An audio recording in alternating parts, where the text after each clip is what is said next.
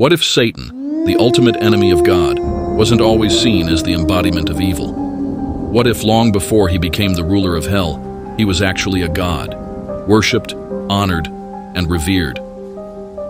Ancient inscriptions, forgotten myths, and biblical passages suggest that Satan's origins are far more complex than we've been told. Before he became the devil, he was something else entirely. But why was his image transformed? Who was he before he was demonized? The truth might be far more shocking than you expect. Satan before he was Satan, the ancient gods of opposition. Before the concept of Satan as the adversary of God fully emerged, ancient civilizations had their own gods of chaos, destruction, and opposition. In the Canaanite pantheon, Baal was a powerful storm god, often depicted as a warrior battling forces of disorder. However, later biblical writers demonized Baal, transforming him from a revered deity into a symbol of false worship and corruption. But Baal wasn't alone. Enlil, the Sumerian god of storms and authority, was known for bringing destruction upon humanity, much like the later depiction of Satan.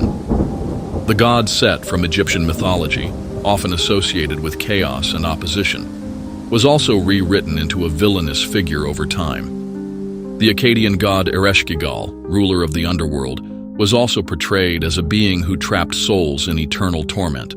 Could it be that the concept of Satan evolved from a mix of these figures, each contributing to the final image of the Prince of Darkness? Could it be that Satan's origins lie not in a single being, but in a long line of gods who were gradually rewritten and vilified?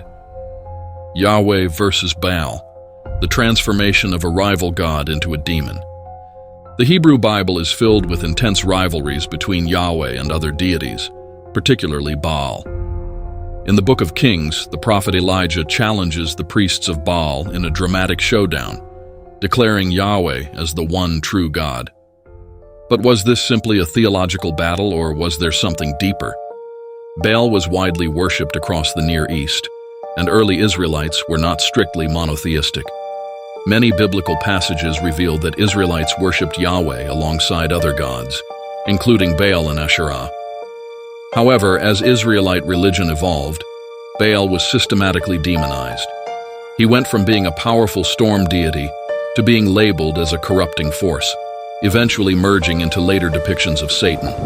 In fact, the name Baalzebub, which appears in the Bible, translates to Lord of the Flies.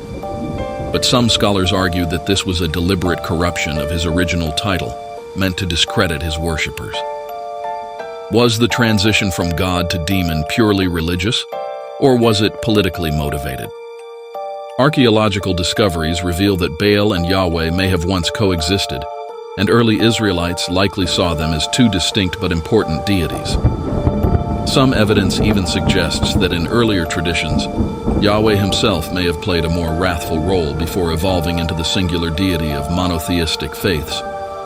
The Persian influence, how Satan became the ultimate enemy. For much of the Old Testament, Satan doesn't appear as an independent evil being. Instead, the word Satan simply means adversary and is used to describe anyone opposing God's will. Even in the book of Job, Satan is not a rebellious devil, but a member of God's divine council who acts as a prosecutor. So where did the idea of Satan as the Prince of Darkness come from? Many scholars point to Persian Zoroastrianism, which introduced a cosmic struggle between the forces of good, represented by Ahura Mazda, and the forces of evil, led by Ahriman, Angra Mainyu. This dualistic worldview greatly influenced Jewish thought during the Babylonian exile, leading to the emergence of Satan as a true enemy of God. It was during this time that Jewish religious texts began shifting toward a clear separation between good and evil, likely influenced by Persian ideology.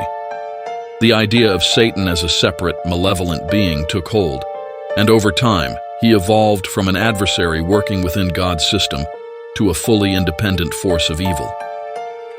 Could it be that the modern concept of Satan as the ultimate evil is not originally a Jewish idea, but rather an imported belief from Persia? Satan in Christianity, from adversary to the devil we know today. By the time of the New Testament, Satan had fully transformed into the dark lord of evil. He was no longer just an accuser in God's court. He had become the ruler of hell, the deceiver of mankind, and the arch-nemesis of Jesus Christ. Books like Revelation describe Satan as a fallen angel, a dragon cast out of heaven for rebelling against God. But this story doesn't appear in early Jewish texts. Instead, it borrows from older myths, including the story of the Babylonian god Enuma Elish, where a celestial being is overthrown and cast into the abyss. Even the name Lucifer, often associated with Satan, originally meant morning star and was used in reference to a Babylonian king. Only later did Christian tradition merge Lucifer with Satan, creating the image of a fallen angel turned demon lord. Christian theology solidified the idea of Satan as the embodiment of evil, with medieval artwork and literature depicting him as a horned, demonic figure. However, this image is largely a construct of later interpretations rather than an accurate representation of early biblical texts. How much of what we believe about Satan today is truly biblical, and how much is the result of centuries of reinterpretation? Was Satan created by man? The story of Satan is far from simple. From storm gods like Baal to divine accusers in Jewish texts, and finally to the Prince of Darkness in Christianity, his identity has changed drastically over time. But was he always meant to be the ultimate evil, or was his transformation a result of political and religious shifts? If Satan was once a god, demonized by those who sought religious dominance, what does that mean for our understanding of good and evil? And more importantly, how many other ancient gods have been erased or transformed into something entirely different? Tell us what you think in the comments below. Was Satan always the adversary, or was he rewritten by history? And remember, always question and seek deeper understanding.